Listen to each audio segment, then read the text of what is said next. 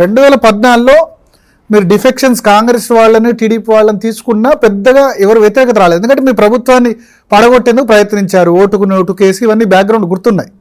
So అప్పుడు రాలేదు. కానీ 88 సీట్లు వచ్చిన తర్వాత కూడా 2018లో ఎందుకు ఆ ఎమ్మెల్యేని 13 మంది ఎమ్మెల్యేని మళ్ళీ ఎందుకు తీసుకోవాల్సి వచ్చింది? అది మీరు చేసిన అతిపెద్ద మిస్టేక్ కాదా?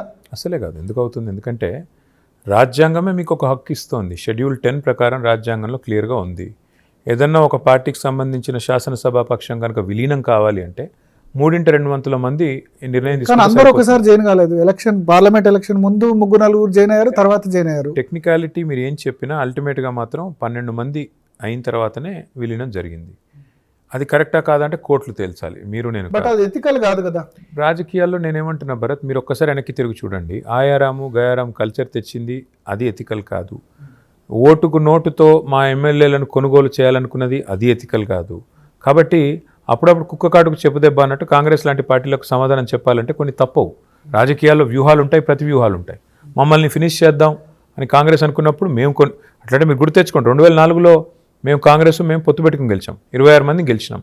అప్పుడు 10 మంది మా ఎమ్మెల్యేలను కాంగ్రెస్ తీసుకున్నారు, కాంగ్రెస్ తీసుకుంది కదా. మరి నీవు నేర్పిన విద్య నీరజాక్ష అని వాళ్ళకు when the doctor gets a taste of their own medicine, now they are surprised. So తప్పదు ఇవన్నీ రాజకీయాల్లో, ప్రస్తుతం మారుతున్న రాజకీయాల్లో. కానీ విచిత్రం ఏమంటే రాహుల్ గాంధీ గారు తుక్కుగూడ సభలో చెప్తారు, మేము ఆటోమేటిక్ డిస్క్వాలిఫికేషన్ ఎవరైనా పార్టీ మారితే, వెనకాల చూస్తే దానం నాగేందర్ గారు, ప్రకాష్ గౌడ్ గారు ఉన్నారు. అంటే చెప్పేది ఒకటి, చేసేది ఒకటి. మా పరంగా మేము చేసింది రాజ్యాంగబద్ధం అని నేను అంటున్నా. అనైతికమా నైతికమా అది వేరే పక్కన పెడితే, అంటే మీ ఎమ్మెల్యేలు 10 మంది పోయినప్పుడు మరి మీరు ఎందుకు మాట్లాడుతున్నారు? 10 మంది రాజ్యాంగబద్ధం కాదు కదా, అది 2/3 కాదు కదా, అందుకే మాట్లాడుతున్నాం. అది రాజ్యాంగబద్ధం కాదు, రాజ్యాంగాన్ని ధిక్కరిస్తున్నారు, అందుకే కొట్లాడుతున్నాము సుప్రీంకోర్టులో. అందుకే సుప్రీంకోర్టు కూడా చెప్తోంది కదా గవర్నమెంట్కి. ఇవాళ అదే దానం నాగేందర్ కేసీఆర్ సభ కోసం ఆసక్తిగా ఎదురు చూస్తున్నారు అని అంటున్నారు. సరే, అది ఆయన వ్యక్తిగా ఆయన అభిప్రాయం కావచ్చు, దానికి మనం తీసుకుంటారా ఎమ్మెల్యేని? 10 మంది ఎమ్మెల్యేని ఒక 3-4 మీకు అనుకూలంగా స్టేట్మెంట్ చేస్తున్నారు. దానం నాగేందర్, గూడెం మహిపాల్ రెడ్డి ఇప్పటికీ కేసీఆర్ ఫోటో ఉంది, నా క్రియాశీలక సభ్యత్వం ఉంది అంటారు. ఒక వ్యక్తిగా నా అభిప్రాయం చెప్తాను. నేను 39 మందిని గెలిచాం. ఒక పార్టీ కష్టంలో ఉన్నప్పుడు నిలబడేవాడు లీడర్, కష్టాల్లో పడంగానే వెంటనే పారిపోయేవాడిని డీలర్ అంటారు. ఇవాళ వ్యక్తిగా నా అభిప్రాయం అయితే ఎట్టి పరిస్థితుల్లో ఈ 10 మందిని ఉపేక్షించకూడదు, ప్రజాస్వామ్యంలో తొక్కిపారేయాలి. ఉప ఎన్నికలు రావాలి, వాళ్ళు నిర్దాక్షిణ్యంగా ప్రజల చేతనే చీగొట్టించాలి. ఇది వ్యక్తిగా నా అభిప్రాయం. పార్టీగా ఒకవేళ వాళ్ళు ఏమైనా వస్తామని నిజంగానే డెవలప్మెంట్ ఉంటే అప్పుడు మాట్లాడి చెప్తాం. కానీ వ్యక్తిగా నేనైతే దీనికి వ్యతిరేకం. ఎందుకంటే ఒకటే కారణం, శాశ్వతంగా బీఆర్ఎస్లో తీసుకోరా అంటే మీ అభిప్రాయం తీసుకోవద్దా? నా అభిప్రాయం అయితే ఎట్టి పరిస్థితుల్లో మళ్ళీ బీఆర్ఎస్లోకి అడుగు పెట్టనివ్వద్దు, ఇది నా స్థిరమైన అభిప్రాయం. వ్యక్తిగా పార్టీ పరంగా అయితే చెప్తున్నాను కదా, పార్టీ పరంగా అలాంటి ప్రపోజల్ ఏదీ లేదు ఇప్పటి వరకు, అలాంటి ఆలోచన కూడా లేదు, డిస్కషన్ కూడా. ఇండికేషన్ ఇస్తున్నారు కదా, ఇది ఏమైనా ఇండికేషన్ ఇవ్వడానికి నువ్వు లెఫ్ట్ టర్న్ రైట్ టర్న్ తీసుకుని ఇండికేటర్ వేస్తారా బ్రదర్? నాకు అర్థం కాదు. అల్టిమేట్గా రాజకీయాల్లో వ్యూహాలు ప్రతి వ్యూహాలు ఉంటాయి, సందర్భాన్ని బట్టి ఉంటాయి. కానీ వ్యక్తిగత అభిప్రాయం నాది మాత్రం స్థిరంగా ఇట్లాంటి వాటిని ప్రోత్సహించకూడదు, మళ్ళీ తిరిగి వారిని రానివ్వకూడదు. కానీ కాంగ్రెస్ నుంచి వచ్చిన వాళ్ళకు కూడా అదే వర్తిస్తుంది కదా, అప్పుడు ఎవరికైనా వర్తించాలి. మీరు చేసింది రాజ్యాంగబద్ధం అవుతే కనీసం దానికి ఒక ప్రాతిపదిక ఉంటుంది. ఇక్కడ జరిగింది రాజ్యాంగ హననం కాబట్టి తప్పకుండా దానికి ప్రతిఫలం కూడా కాంగ్రెస్ అనుభవించాలి. అంటే ఒకవేళ 26 మంది కనుక జంప్ అయితే మీరు దాన్ని యాక్సెప్ట్ చేయగలిగేది కూడా ఏం లేదు. అప్పుడు ఖచ్చితంగా దాన్ని విలీనం అనే అనాలి. నేను కూడా చేయగలిగింది, సుప్రీంకోర్టు దాకా పోతే కూడా అయ్యేదేం లేదు. పార్లమెంట్ ఎలక్షన్స్ తర్వాత అతిపెద్ద ఛాలెంజ్ బీఆర్ఎస్ ఎదుర్కొంది. 37% నుంచి 17% ఓటు బ్యాంక్ పడిపోయింది. 26 మంది నిజంగా విలీనం అయిపోతే ఇక అనుకున్నారు. అప్పటికే 10 మంది ఎమ్మెల్యేలతోటి ఎంతమంది మీరు కూడా లెక్కలేసుకొని ఉంటారు, 26లో ఎంతమంది మిగులుతారు. అప్పటి నుంచి ఇప్పటికి 1 yearలో మళ్ళీ అంటే ఇప్పుడు ఎవరైతే వెళ్ళిపోయిన వాళ్ళు కూడా మళ్ళీ మీ వైపు చూసే పరిస్థితి వస్తుందని అనుకున్నారు ఈ 1 yearలో? ఖచ్చితంగా అనుకున్నాం. ఎందుకంటే అల్టిమేట్గా మోసం ఎల్లకాలం నడవదు భరత్. తాత్కాలికంగా మోసగాలు జయించవచ్చు, కానీ ఎల్లకాలం మోసమే జయిస్తుంది అనుకుంటే తప్పు.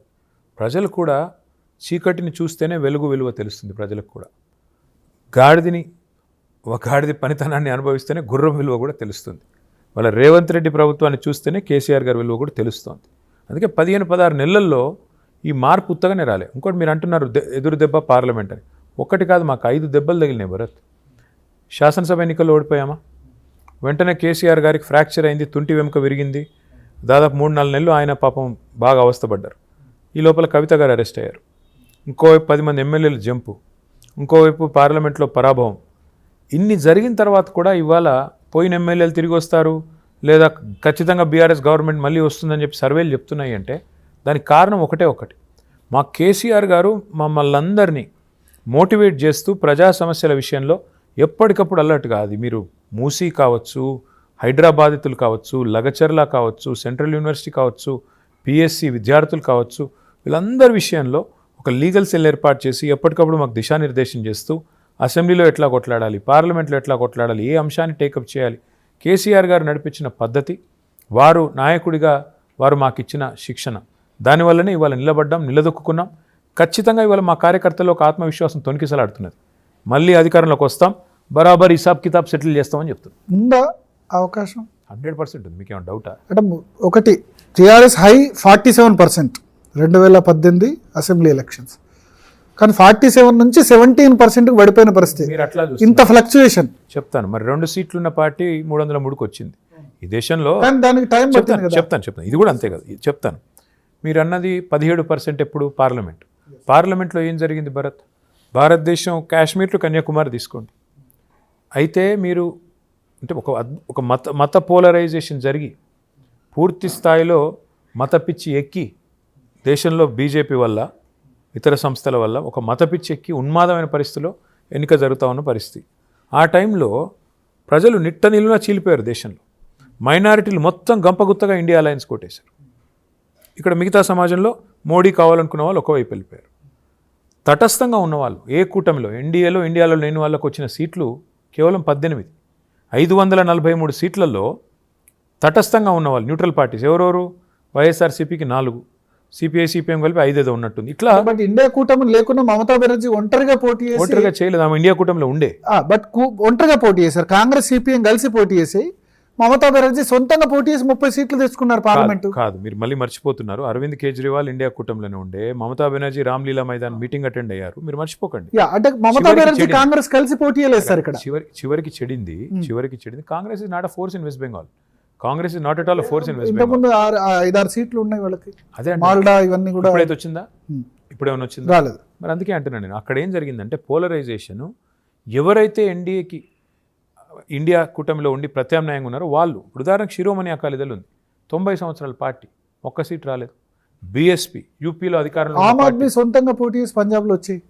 మళ్ళీ అదే చెప్తున్నా మీకు, ఆమ్ ఆద్మీ కూడా ఉండే ఇండియా అలయన్స్లో. మీరు మర్చిపోయారు. కానీ పంజాబ్లో కాంగ్రెస్ ఆమ్ ఆద్మీ వేరువేరుగా పోటీ చేశాయంట. నేను కొన్ని చోట్ల వ్యవహారం చెడిండొచ్చు, కానీ ఇండియా కూటమిలో టీఎంసీ అండ్ ఆప్ రెండు కూడా ఢిల్లీ నుంచి మొదలై రామ్లీలా నుంచి మొదలై కలిసి పోటీ చేశాయి. సరే, ఇలా చిన్న ఉండవచ్చు. అయితే నేను అనేది ఏమంటే బీఎస్పీ కానీ బీజేడీ కానీ బీఆర్ఎస్ కానీ దేశంలో టాప్ టు బాటం మాకు ఎవరైతే నానలేండినామో రాలేదు.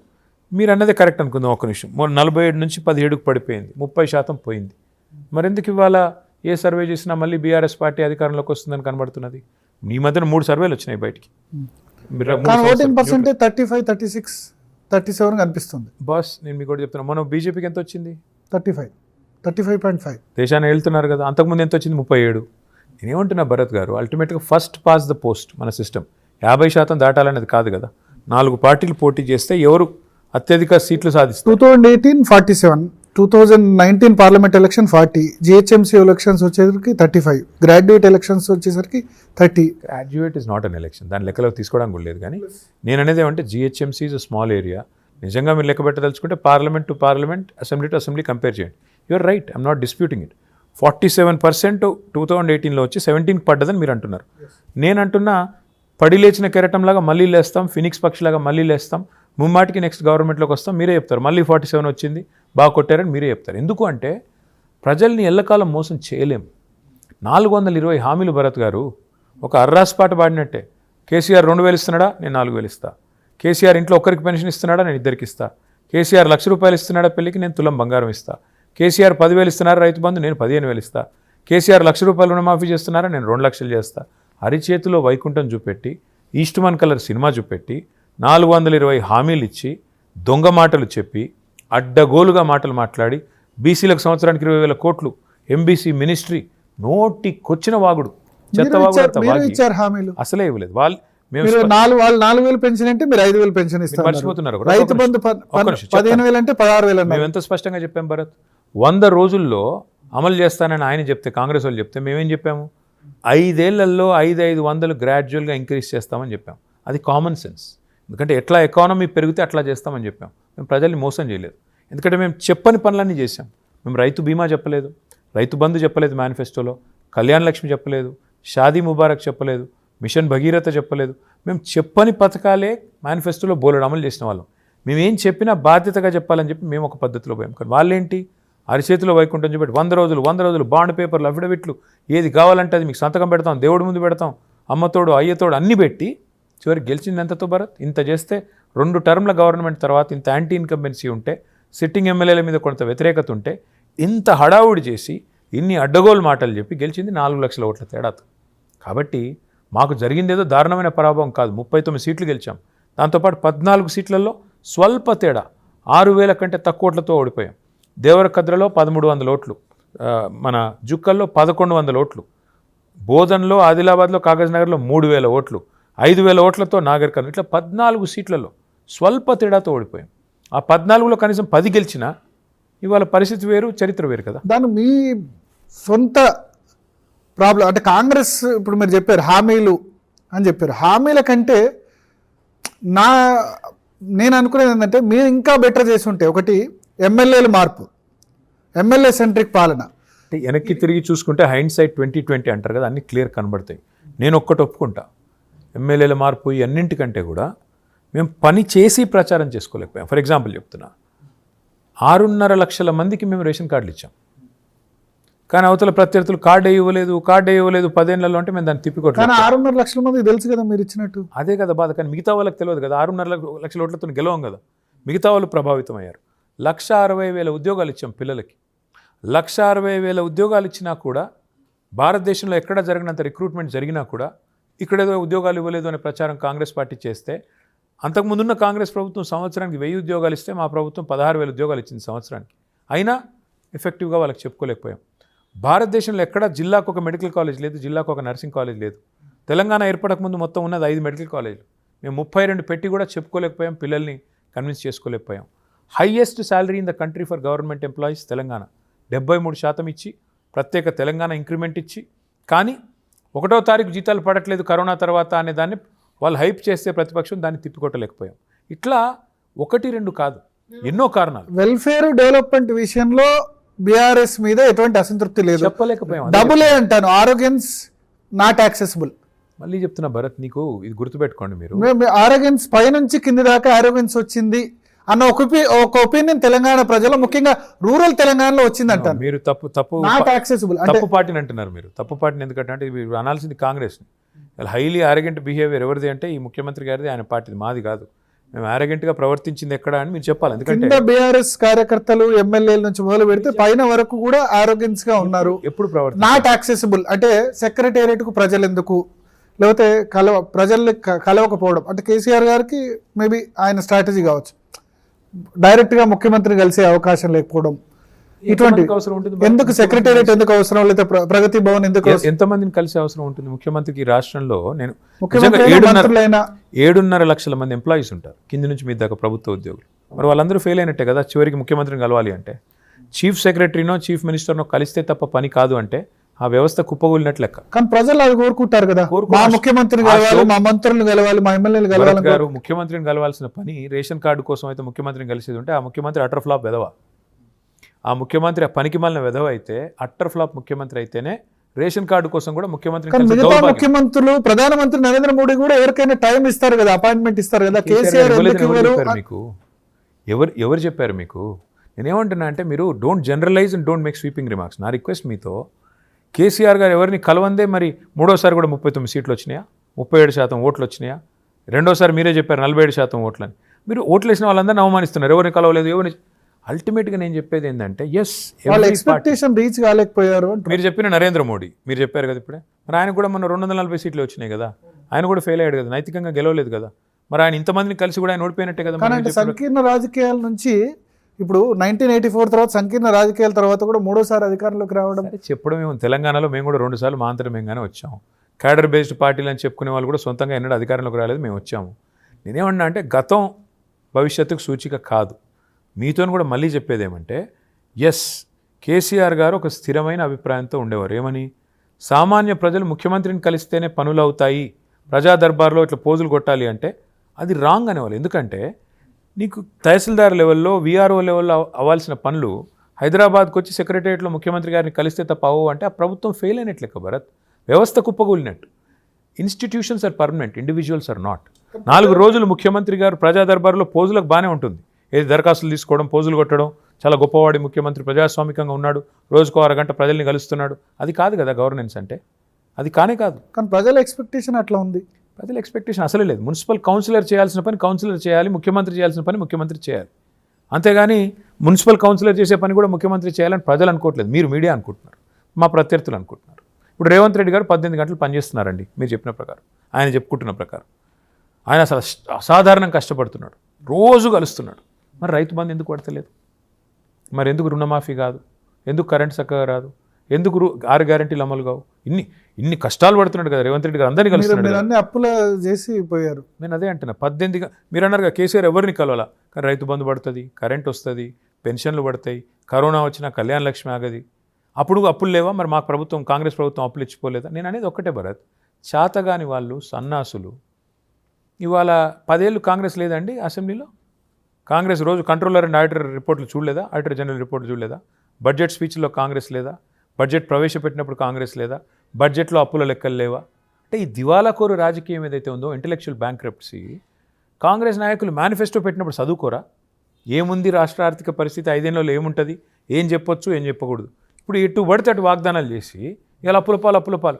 మొన్ననే కదా పార్లమెంట్లో కేంద్ర ప్రభుత్వం చెప్పింది, 28 రాష్ట్రాల్లో తెలంగాణ కింది నుంచి 5వ ర్యాంకులో ఉంది, అప్పుల్లో కింది నుంచి 5వ ర్యాంకుల్లో ఉంది. ఇది కాదంటాడా రేవంత్ రెడ్డి? అంటే ఈ పనికిమాలిన ప్రచారాలు, ఇప్పుడు మొక్కం బాగాలేక అద్దం బాలు కొట్టుకున్నాడు వెనకటికోడు. అట్లా నీకు పరిపాలన చేతగాక నీ దివాలాకోరు రాజకీయం వల్ల ఇప్పుడు 71,000 కోట్ల ఆదాయం రాష్ట్రానికి తగ్గింది అని రేవంత్ రెడ్డి గారే చెప్తున్నారు. మొన్న స్టేషన్ గన్పూర్లో బహిరంగ సభలో 71,000 కోట్ల ఆదాయం తగ్గింది అని చెప్పాడు. ఎట్లా తగ్గింది? ఎందుకు తగ్గింది? నీ నెగిటివ్ పాలసీస్, నీ నెగిటివ్ పాలిటిక్స్. సమయం నుంచే ఉంది కదా ఉద్యోగులకి టైంకు జీతాలు రాకపోవడం, కాంట్రాక్టర్లు. కరోనా తర్వాత స్వామి, కరోనా తర్వాత సహజంగానే రాష్ట్రం కాదు, దేశం కాదు, ప్రపంచం అతలాకుతలమైంది. ఆ తర్వాత ఉద్యోగులకు 4 రోజులు ఆలస్యంగా జీతాలు వచ్చినాయి కదా. కానీ మిగతా రాష్ట్రాల్లో టైంకే వస్తున్నాయి కదా. మిగతా రాష్ట్రాల్లో మనం అమలు చేసే స్కీములు చేయరు భరత్. ఏ రాష్ట్రంలో 700 పెన్షన్ తప్ప దాటి లేదు. గుజరాత్లో 600 పెన్షన్, ఇక్కడ 2,000, 4,000. మన రాష్ట్రంలో ఉన్న సంక్షేమ పథకాలు ఈ దేశంలో ఎక్కడ లేవు. ఇంకొక మాట మీకు చెప్పాలి, రేవంత్ రెడ్డి గారు ఆదాయం తగ్గింది అంటారు. ఆంధ్రప్రదేశ్లో ఉంది ఇప్పుడు 4,000 చేశారు, అంటే అంతకుముందు జగన్ 3,000 చేశారు. కరెక్ట్. కానీ ఆంధ్రప్రదేశ్లో అభివృద్ధి జరగలేదనే కదా జగన్మోహన్ రెడ్డి గారిని తిరస్కరించింది. నేనేమన్నా అంటే ఇక్కడ జరిగిన సమతుల్యమైన మోడల్ అభివృద్ధి కానీ సంక్షేమం కానీ, మీరే అన్నారు ఇందాక, డెవలప్మెంట్లో, వెల్ఫేర్లో ఎదురులేదు. నేను ఈ స్టేట్మెంట్ ఆన్ రికార్డ్, నా ఒపీనియన్ అయితే డెవలప్మెంట్ వెల్ఫేర్లో వంక పెట్టడం లేదు. ఎగ్జాక్ట్లీ. మరి నేననేది అవి రెండు ఉంటూ నాట్ యాక్సెసిబుల్, కింద నుంచి పై వరకు బీఆర్ఎస్. నేను ఇంకోటి చెప్తాను, ఎమ్మెల్యేల నుంచి మొదలు నేను మీకు ఒకటి చెప్తాను. ఇప్పుడు మీరు భరత్ గారు ఉన్నారు, జీ తెలుగులో మీకు సబ్జెక్ట్ ఉంది, మీరు బాగా నడుపుతున్నారు, సమర్థవంతంగా నడుపుతున్నారు. మీ ప్రత్యర్థులు ఏం చేయాలి? భరత్ని, సబ్జెక్ట్ ఉంది, రేటింగ్లు బాగా వస్తున్నాయి, మరి భరత్ని ఎట్లా కొట్టాలి? భరత్ క్యారెక్టర్ అసాసినేషన్ చేయాలి. ఎలా చేయాలి? భరత్ గారు ఫలానా తప్పు చేశాడు అని చెప్పి స్టార్ట్ చేస్తారు. అహంకారం అని దానికి ప్రాతిపదిక ఏంది? కేసీఆర్ ఏం చేశాడు అహంకారపూరితంగా? ఏది? ఆయన ఎవరిని కలవందే మరి అన్ని పనులు అవుతున్నాయి కదా, కలిసినా కలవకుండా పనులు అవుతున్నాయి కదా. మరి అసంటప్పుడు నేనేమంటున్నా అంటే, అల్టిమేట్గా నువ్వు చూడాల్సింది ఏంది? ముఖ్యమంత్రి నుంచి నా పని అయిందా లేదా? ఇప్పుడు అంటున్నారు ప్రజలు కూడా, అప్పులు చేసిండు అని రేవంత్ రెడ్డి అంటే, అప్పు చేసిండో సప్పు చేసిండో, మాకైతే టైంకి తిండి పెట్టిండు, మాకైతే కావాల్సిన అందించిండు అని ఇప్పుడు అంటున్నారు ప్రజలు. నేను అనేదల్లా ఒకటే, ఇవాళ ఈ ప్రభుత్వం యొక్క నెగిటివ్ పాలసీస్, నెగిటివ్ పాలిటిక్స్ వల్ల దారుణంగా రాష్ట్ర యొక్క ఆర్థిక పరిస్థితి పడిపోయింది. జీఎస్టీలో 0% గ్రోత్ రేట్, నెగిటివ్ పాలిటిక్స్ వల్ల negative growth rate in vehicle sales, negative policies like HYDRAA, దానివల్ల ఇవాళ బాధ అనిపించట్లేదా మీకు రాష్ట్ర పరిస్థితి చూస్తే? అండ్ నెగటివ్ గ్రోత్ రేట్ అంటే ఒకప్పుడు తెలంగాణ ప్రాస్పర్ అయింది, ప్రౌడ్గా చెప్పుకున్న పరిస్థితి నుంచి ఇప్పుడు నెగటివ్ గ్రోత్ రేట్ అంటే. ఒక సామెత ఉంది, you're free to choose but you have to face the consequences. వాళ్ళ ప్రజలు ఒక నిర్ణయం తీసుకున్నారు, ఒక అసమర్థ పార్టీకి అవకాశం ఇచ్చారు, వాళ్ళు ఇచ్చిన అడ్డగోలు హామీలను నమ్మారు, తర్వాత 5 ఏళ్ళు ఆ కాన్సిక్వెన్సెస్ మనం అనుభవించాలి. కానీ నెక్స్ట్ మీరు అధికారంలో వచ్చిన మీకు ఇబ్బంది కదా, తప్పదు కదా మరి. 5 సంవత్సరాలు. మరి అదే అంటున్నా, ఇప్పుడు మనం అందుకే ఓటు వేసేటప్పుడు జాగ్రత్తగా ఆలోచించకపోతే, ఇప్పుడు 8 మంది కాంగ్రెస్ ఎంపీని గెలిపించారు, 8 మంది బీజేపీ ఎంపీని గెలిపించారు. ఒక్కరన్నా 8 రూపాయలు తెచ్చారా తెలంగాణకి? 8 + 8 సాధారణంగా 16, సాధారణ గణితం. కానీ తెలంగాణలో ఈరోజు 8 + 8 గుండు 0. అందుకే ప్రజలు ఆలోచించాలి ఓటేసేటప్పుడు, ఎవరికి వేస్తున్నాము, ఎందుకు వేస్తున్నాము, వాళ్ళు చెప్పే మాటలు నిజమవుతాయా అబద్ధమా, అసలు వాళ్ళకి సత్తా ఉందా లేదా ఆలోచించి ఓటేయాలి. కానీ ఆగమాగం చేస్తే ఇట్లే ఉంటుంది.